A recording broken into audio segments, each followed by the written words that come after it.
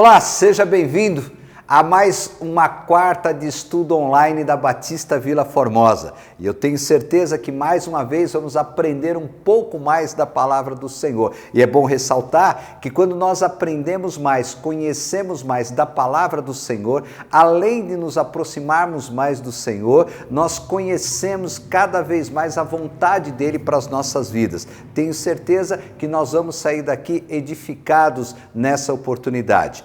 Não saia daí, nós vamos ter uma participação musical, depois o estudo com o pastor Gabriel Porto. No final eu retorno com as nossas comunicações e aproveite aí para compartilhar. Nós estamos pelo Facebook e YouTube, convide os seus amigos e participe conosco. Retorno no final.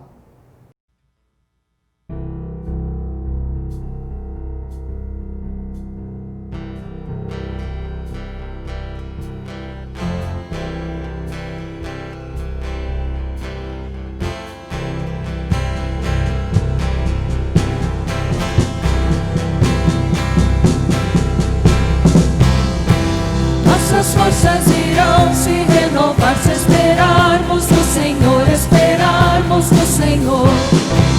Nossas forças irão se renovar se esperarmos no Senhor, esperarmos no Senhor. Ó Deus, Tu és a força que traz a esperança.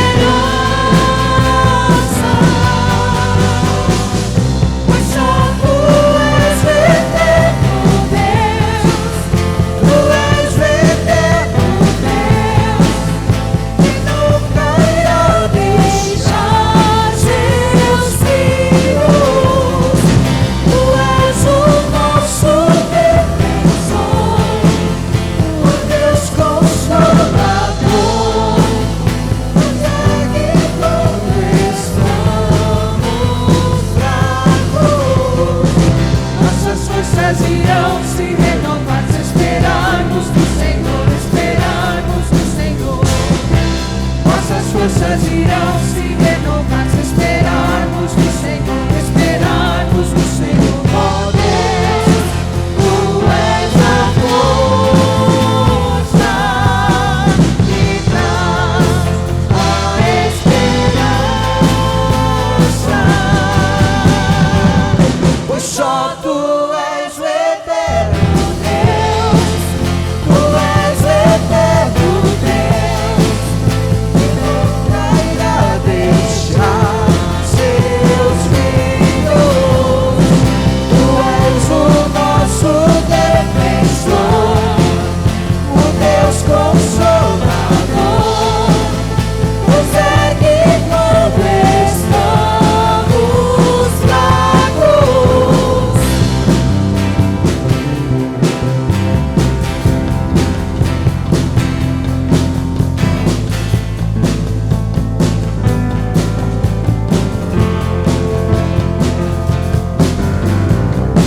Pois só Tu és o eterno Deus, Tu és o eterno Deus, Tu és o eterno Deus.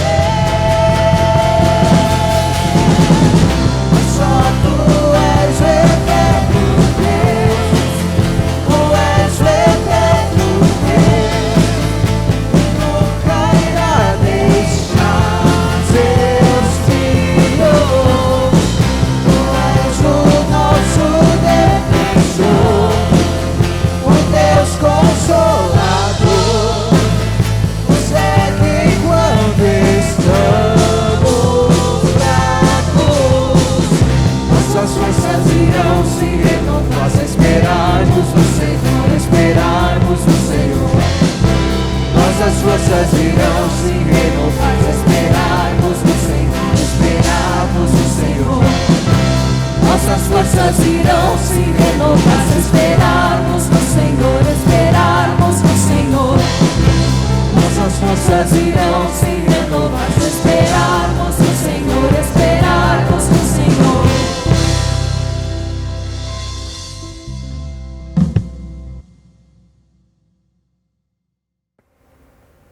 Sejam muito bem-vindos a mais uma quarta-feira de estudo. Hoje nós vamos dar continuidade falando sobre as epístolas pastorais ou as cartas pastorais. Eu agradeço pela sua presença, você que está nos assistindo de qualquer lugar, né, não só aqui do Brasil, mas até de outros países.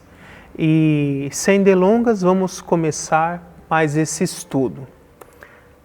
Essa categoria chamada de epístolas pastorais ou cartas pastorais, todas elas foram escritas pelo apóstolo Paulo. São 4 cartas.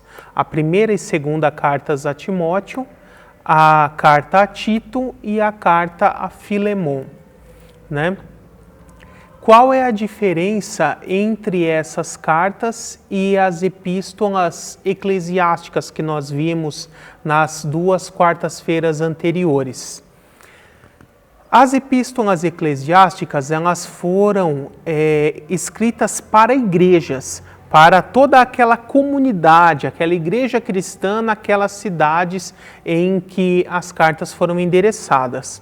Já essas epístolas chamadas pastorais, elas foram escritas para pessoas, né, principalmente para pastores.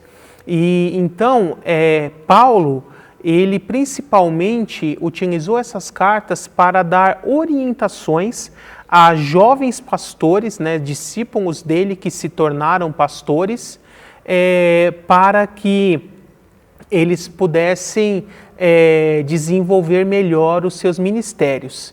Então, a primeira dessas cartas e maior delas é a primeira carta que Paulo escreveu a Timóteo. Ela tem 6 capítulos. Nesse primeiro capítulo, Paulo começa fazendo advertências contra os falsos mestres e ele dá o seu testemunho. Então, ele orienta Timóteo, né? Mas é importante primeiro dizer quem é Timóteo, né? Porque Paulo começa a carta dizendo assim: Paulo, apóstolo de Cristo Jesus, por ordem de Deus, nosso Salvador, e de Jesus Cristo, a nossa esperança. A Timóteo, meu verdadeiro filho na fé. Graça, misericórdia e paz da parte de Deus Pai e de Cristo Jesus, nosso Senhor. Como Paulo conheceu Timóteo? Se nós retroagirmos um pouco, lá no livro de Atos, você vai ver que lá em Atos 16, quando ele está fazendo a sua viagem missionária, quando ele começa a sua segunda viagem missionária, depois de ter se desentendido com Barnabé por causa de Marcos, Paulo, ele desce ali para as cidades de Derbe e Listra, né? Só relembrando aqui, Atos 16 diz assim: chegou a Derbe, né, falando Paulo, acompanhado de Silas, chegou a Derbe e depois a Listra, onde vivia um discípulo chamado Timóteo. Sua mãe era uma judia convertida e seu pai era grego, né? E aqui, então, é a primeira vez que é mencionado Timóteo.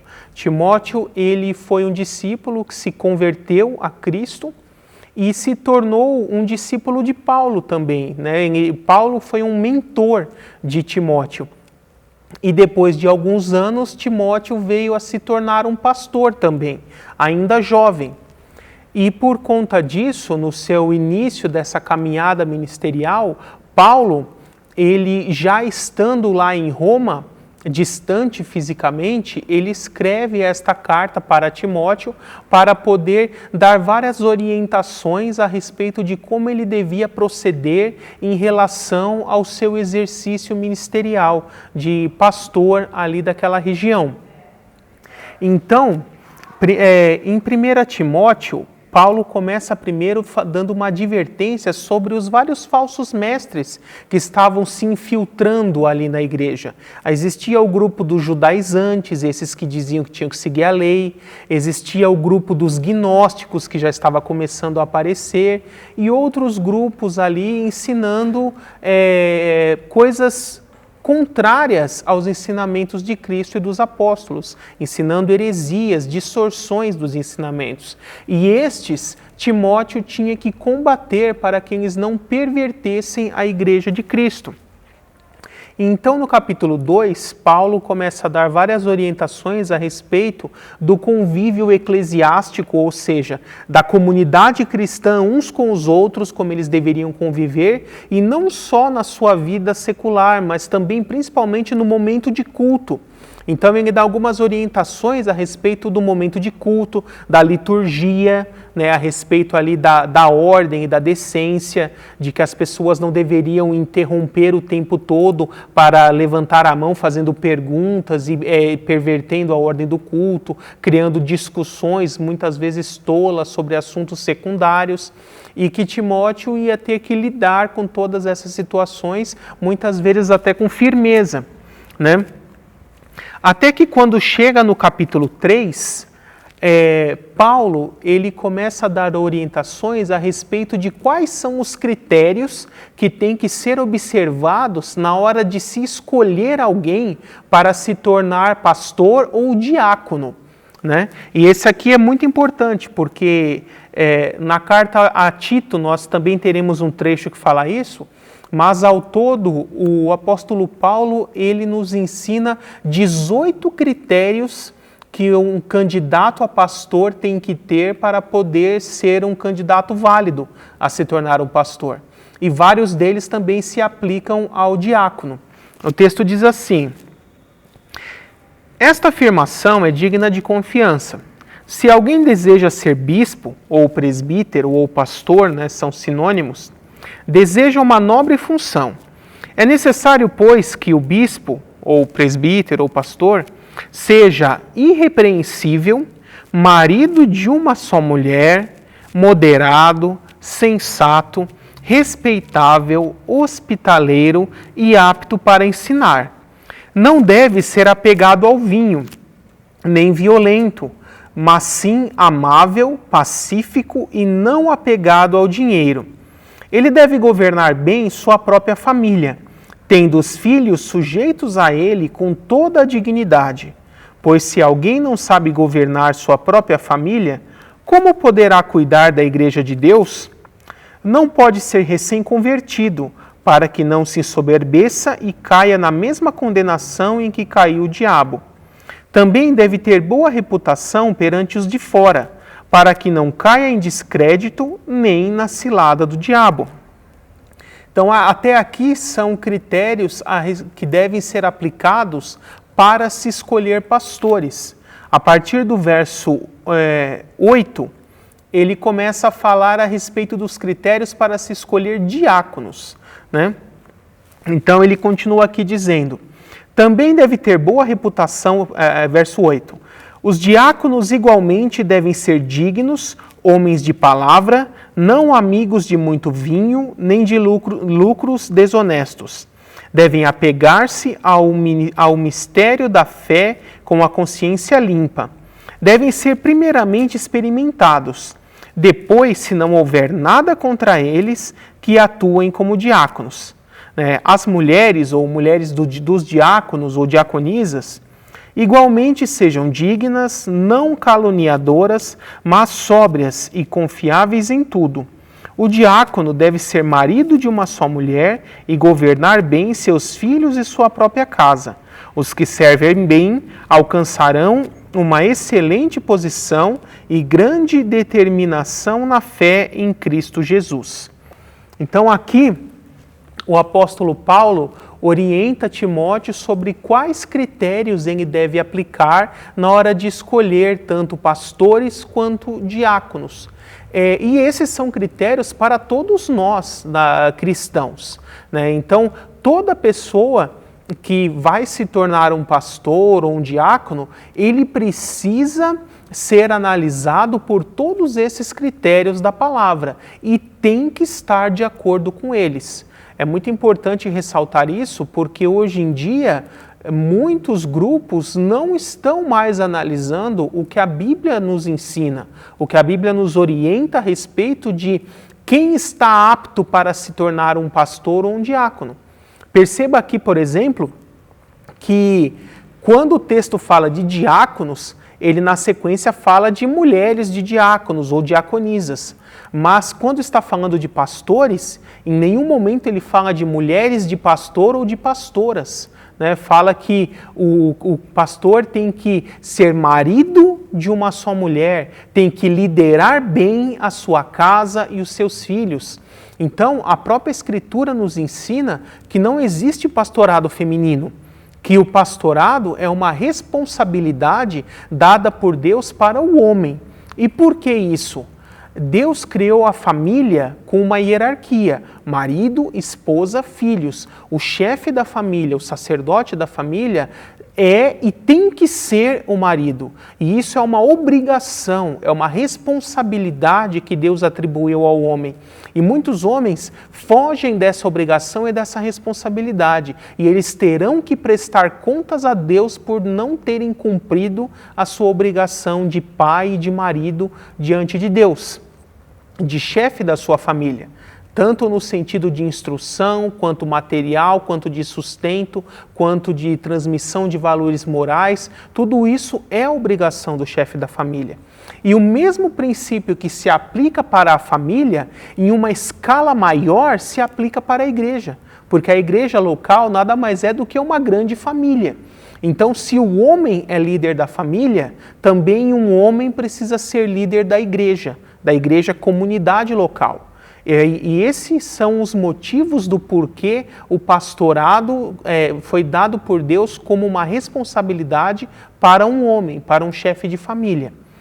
Isso muito tem sido pervertido em nossos dias, mas querendo as pessoas ou não, essa é a orientação que a Bíblia nos dá. E perceba aqui que nos versículos anteriores, no finalzinho do capítulo 2, Paulo já entrando nesse assunto, olha o que ele vai dizer aqui, a partir do verso 9, verso 8. Quero, pois, que os homens orem em todo lugar, levantando mãos santas, sem ira e sem discussões. Da mesma forma, quero que as mulheres se vistam moderadamente, com decência e discrição, não se adornando com tranças e com ouro, nem com pérolas ou roupas caras, mas com boas obras, como convém às mulheres que declaram adorar a Deus. Agora, olha o verso 11. A mulher deve permanecer em silêncio, com toda a sujeição. Não permito que a mulher ensine, nem que tenha autoridade sobre o homem. Esteja, porém, em silêncio, porque primeiro foi formado Adão e depois Eva.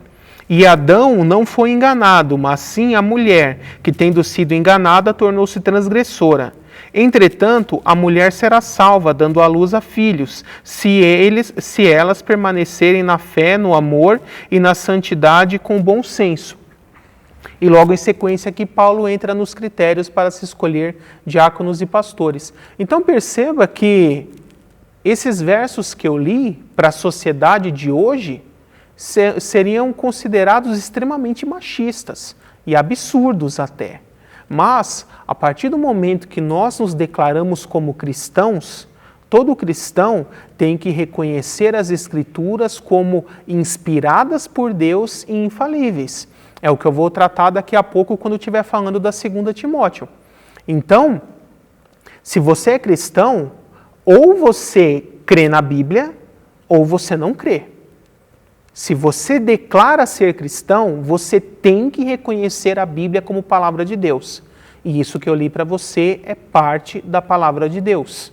Logo, tem que ser seguido e continua valendo para todas as épocas da igreja.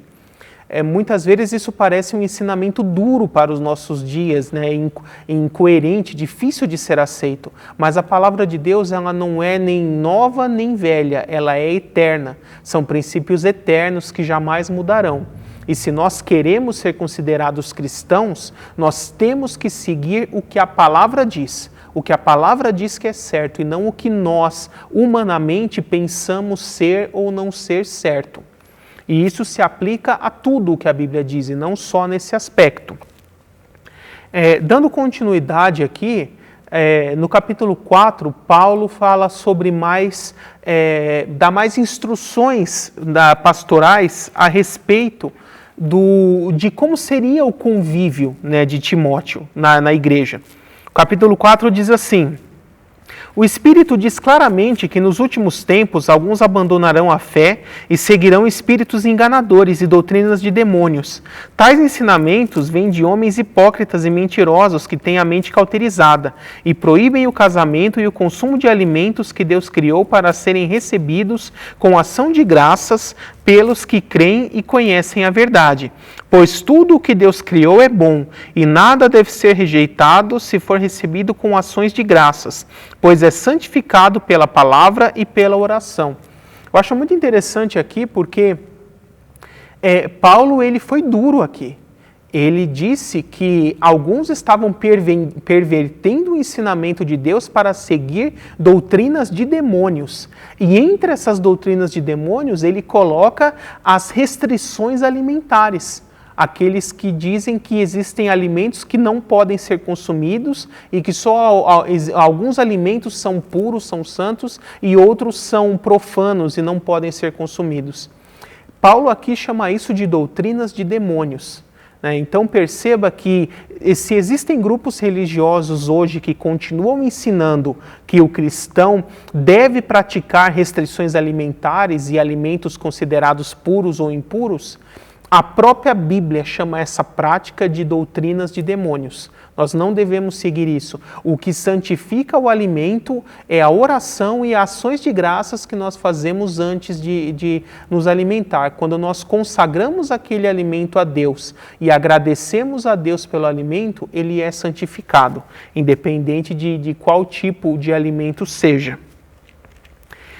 E na sequência, no capítulo 5, Paulo vai falar de instruções a respeito do convívio com as ovelhas em geral, convívio secular, convívio eclesiástico, até de relações empregado e patrão, ou seja, relações trabalhistas, né? E isso se estende pelo capítulo 6, onde ele continua falando do convívio social, para depois fazer o encerramento.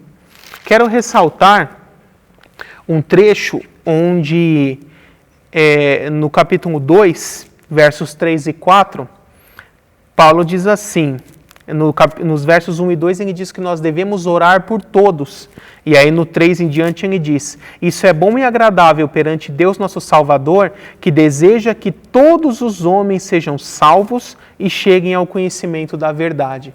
Então aqui é um dos textos que mostra que a vontade de Deus é que todos os homens sejam salvos, e não só alguns. Por isso, Cristo morreu por todos e o Evangelho é para todos.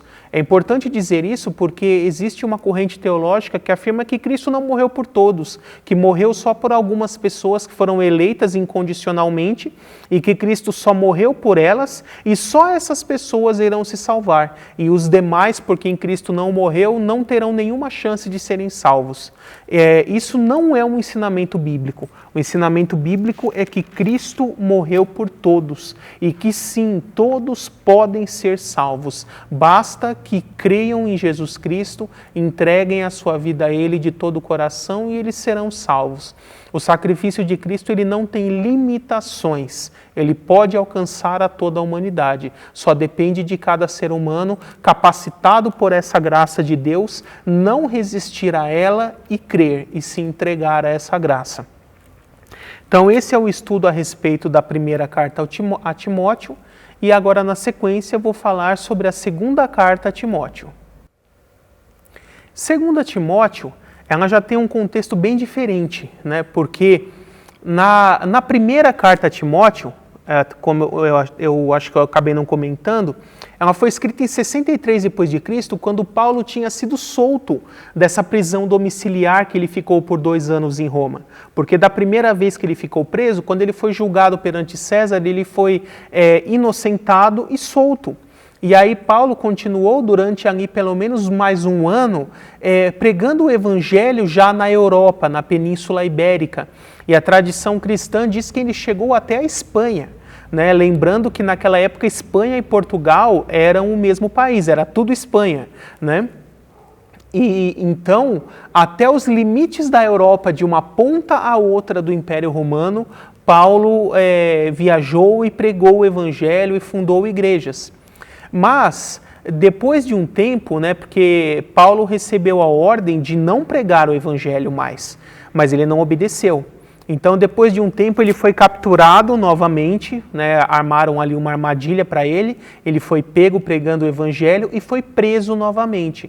E dessa segunda vez, quando ele foi preso, quem estava governando era um imperador chamado Nero, e grande inimigo dos cristãos, e por isso ele condenou Paulo, sentenciou Paulo a ser morto por decapitação. E quando Paulo escreve essa segunda carta a Timóteo, ele está novamente preso, já condenado, sabendo que seria sentenciado à morte e que dessa vez não teria como escapar. E é nesse contexto que ele escreve a sua segunda carta a Timóteo como uma carta de despedida, sabendo que eles já não se veriam mais novamente e que em poucos dias ali Paulo seria executado.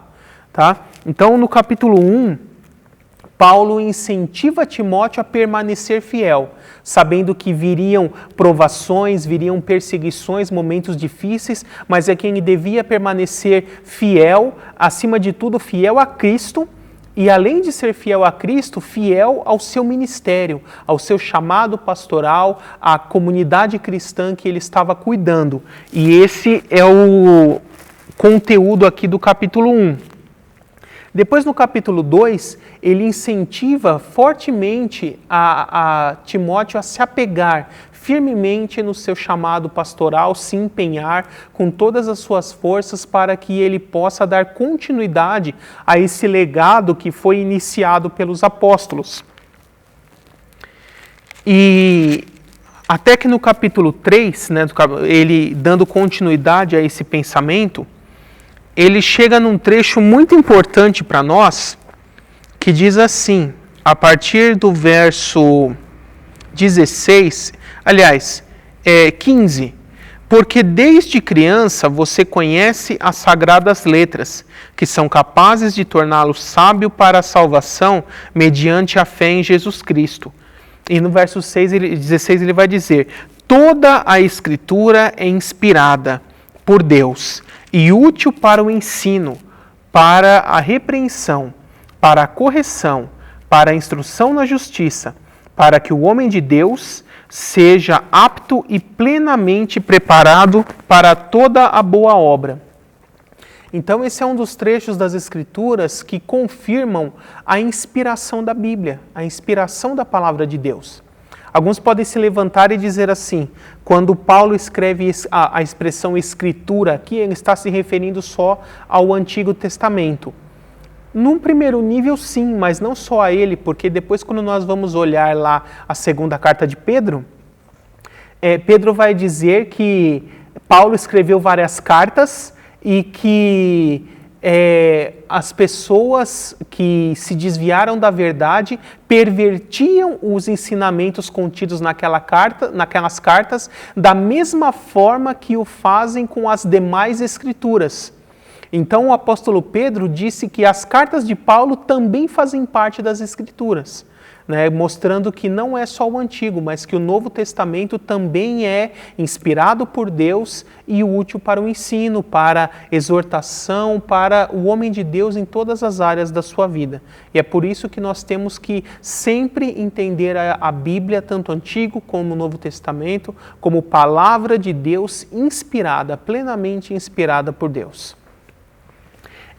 Então, no capítulo 4, Paulo faz a sua despedida, já sabendo que logo seria morto, né? E ele diz assim, na presença de Deus e de Cristo Jesus, que há de julgar vivos e mortos por sua manifestação e por seu reino, eu o exorto solenemente, pregue a palavra, esteja preparado a tempo e fora de tempo, repreenda, corrija, exorte com toda paciência e doutrina, pois virá o tempo em que não suportarão a sã doutrina. Ao contrário, sentindo coceira nos ouvidos, juntarão mestres para si mesmos, segundo os seus próprios desejos. Eles se recusarão a dar ouvidos à verdade, voltando-se para mitos.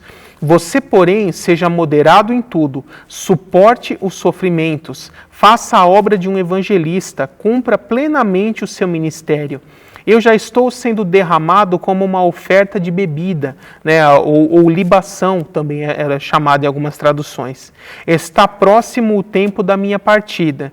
Combati o bom combate, terminei a corrida e guardei a fé. Agora me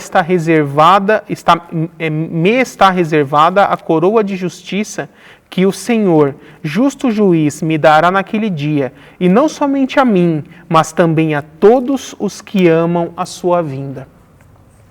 E aqui Paulo se despede, já sabendo que seria morto, e exortando quase que em tom de súplica para que o Timóteo, mas eu creio que isso se aplica a todos os discípulos, a todos os líderes da igreja cristã em todas as épocas, para que se esforcem, preguem a verdade, porque esse texto ele é muito atual para nós.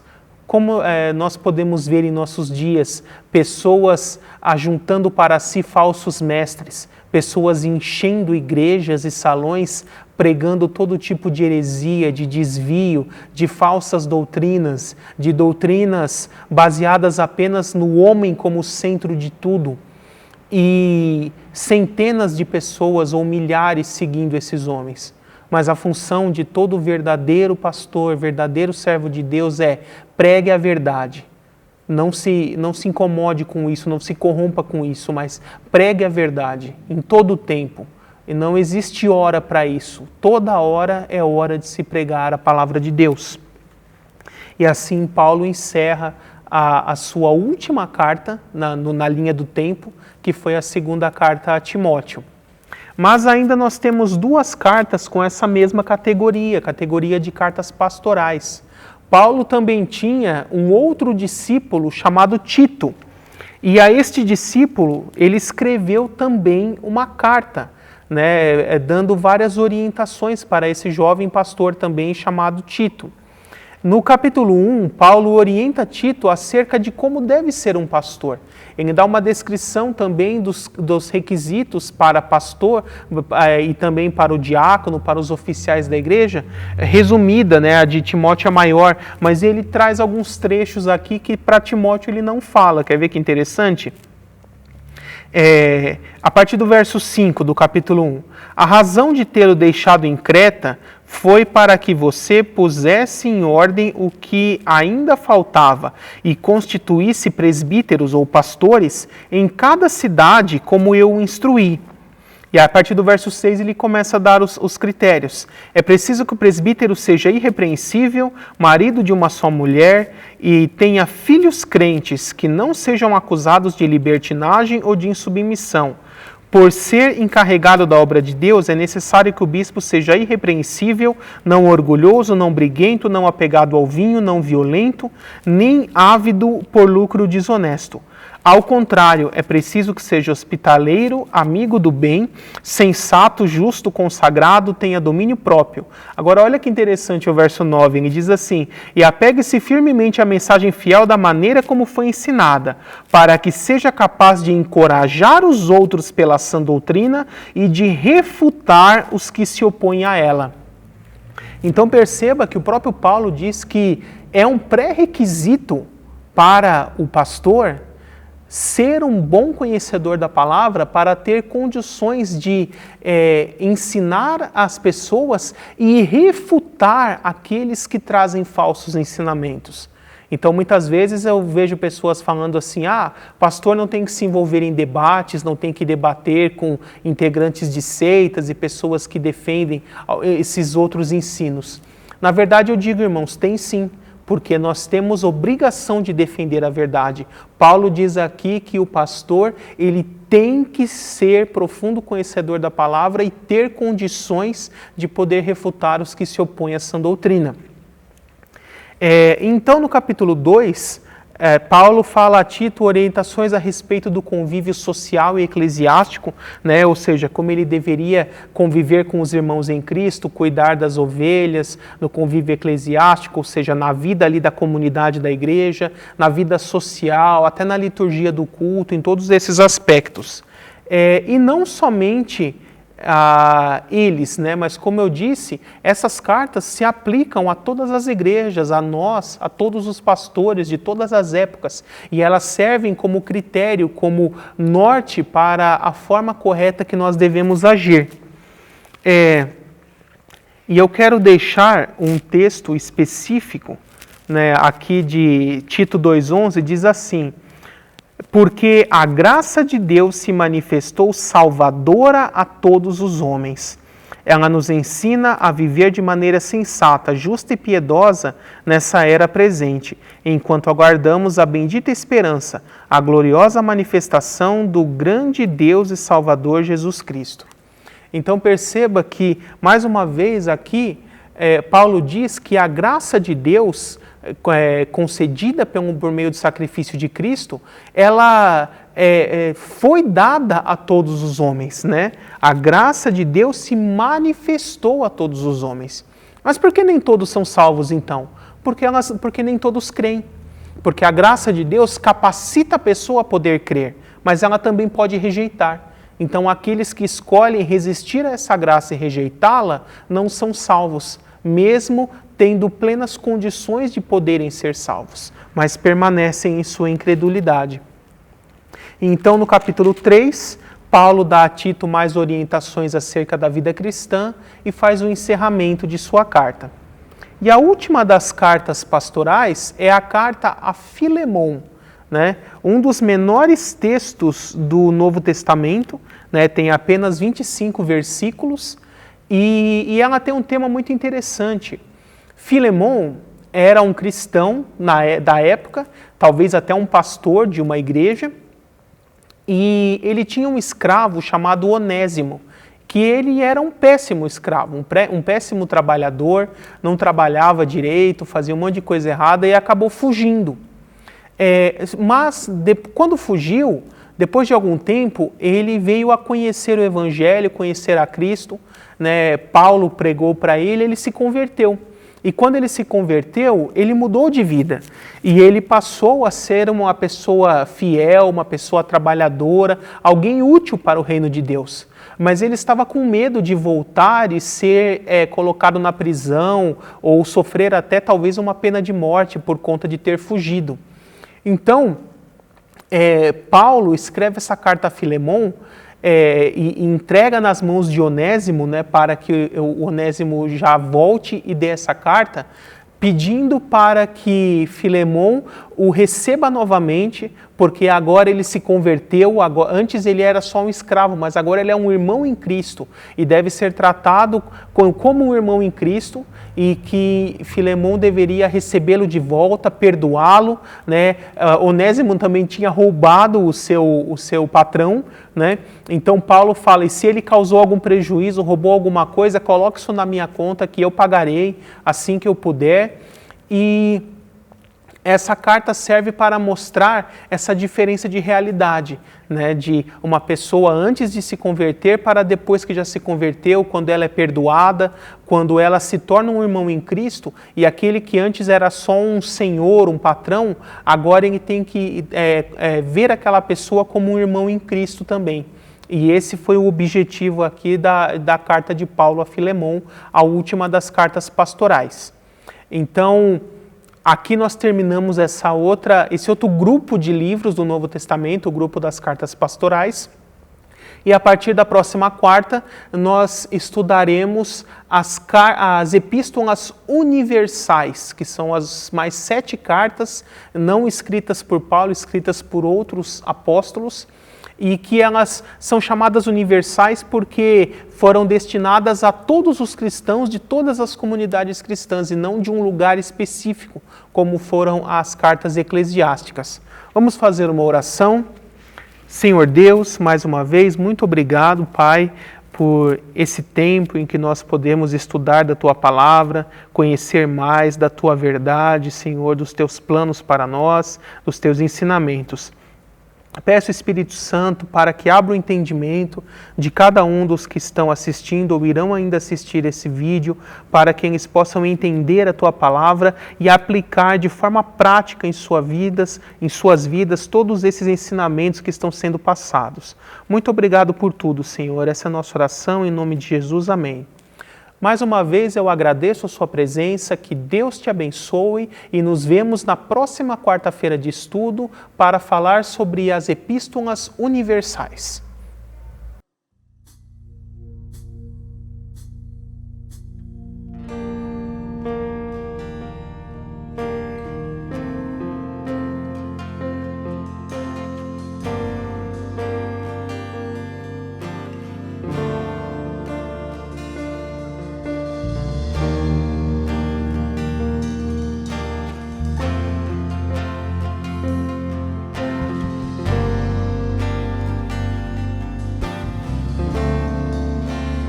Liberdade aqui, Espírito de Deus, Espírito de Deus, tens liberdade aqui, Espírito Santo, Espírito Santo, tens liberdade aqui, Espírito de Deus, Espírito de Deus, tens liberdade aqui, Espírito Santo, Espírito Santo. Eu sou tua casa, tua morada, eu sou teu lar. Mude as coisas de lugar, eu sou tua casa, tua morada, eu sou teu lar. Mude as coisas de lugar.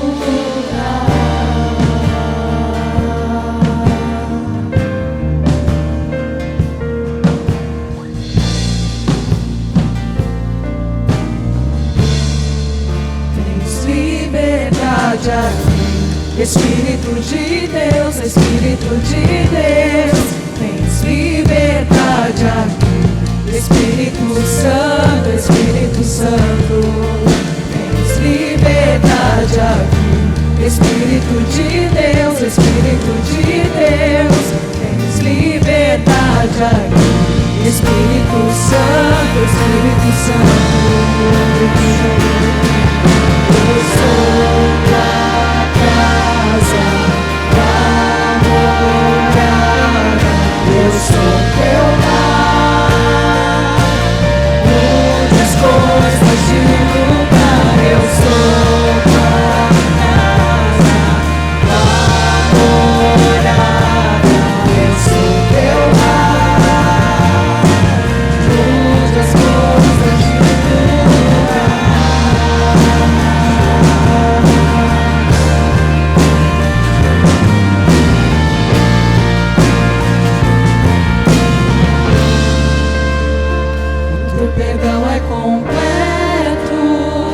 Teu perdão é completo, Ele sara minha alma, Ele sara minha alma. O teu perdão é completo, o teu perdão é completo, Ele sara minha alma, Ele sara minha alma. O teu perdão é completo, o teu perdão é completo. Ele sara minha alma, Ele sara minha alma. O teu perdão é completo, o teu perdão é completo. Ele sara minha alma, Ele sara minha alma.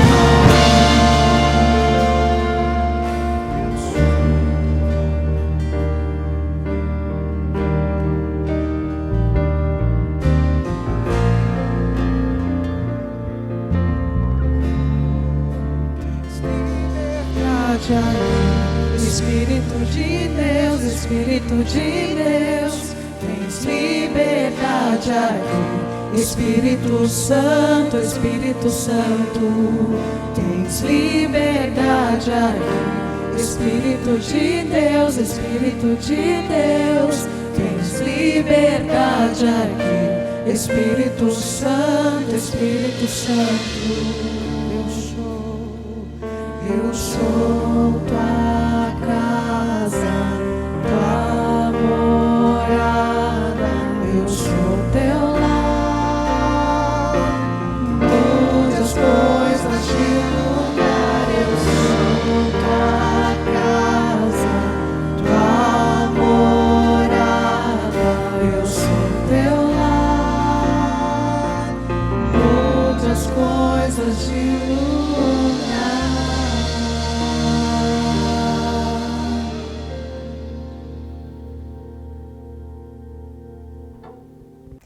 Quero chamar a sua atenção agora para a nossa agenda, para que você possa continuar nos acompanhando, quer online ou presencialmente. Nós temos às quartas-feiras, às 20 horas, pelo Facebook e pelo YouTube, a quarta de estudo ou as quartas de estudo. Quintas-feiras nós temos o online com o pastor, às 21 horas apenas pelo YouTube. E as celebrações do final de semana do domingo, às 10 horas da manhã, nós temos a nossa celebração, a transmissão online, e às 19 horas nós temos presencial e online. Se você quiser estar conosco, se você quiser participar aos domingos às 19 horas, está aparecendo aí na tela o 0800, você pode ligar, é um número de telefone gratuito, você pode ligar, agenda o domingo que você quer estar conosco, porque nós temos que cumprir alguns protocolos e entre eles está a limitação da quantidade de pessoas que nós podemos receber aqui aos domingos às 19 horas. Então, por gentileza, é só você fazer o contato, você vai ser muito bem atendido e com certeza o pessoal vai agendar e você também o domingo que você pode estar conosco. Sem esquecer que aqueles que não puderem estar e estão em casa vão continuar assistindo às nossas transmissões online e à noite é o culto ao vivo que também é transmitido. Quero agradecer você que tem contribuído financeiramente, tem ajudado a sustentar essa obra, podemos ajudar outras pessoas, então você que já faz parte da Batista Vila Formosa, muito obrigado, continue realmente sendo fiel, porque com essas contribuições, além de manter o nosso trabalho, nós estamos podendo ajudar outras pessoas. Você que tem nos acompanhado, é visitante, obrigado pelas suas ofertas, pela sua doação, porque também estamos conseguindo abençoar outras vidas. Eu quero agradecer a todos vocês mais uma vez por essa oportunidade. Espero que você continue conectado, que você continue participando conosco. Qualquer dúvida ou se você quiser fazer um pedido de oração ou quer uma orientação, utilize também o 0800 para que você possa deixar o seu pedido, para que o Ministério de Intercessão, os pastores possam orar pela sua vida ou possa atender você e dar uma palavra. Que Deus abençoe você e a sua família. Muito obrigado e até a próxima, se Deus nos permitir.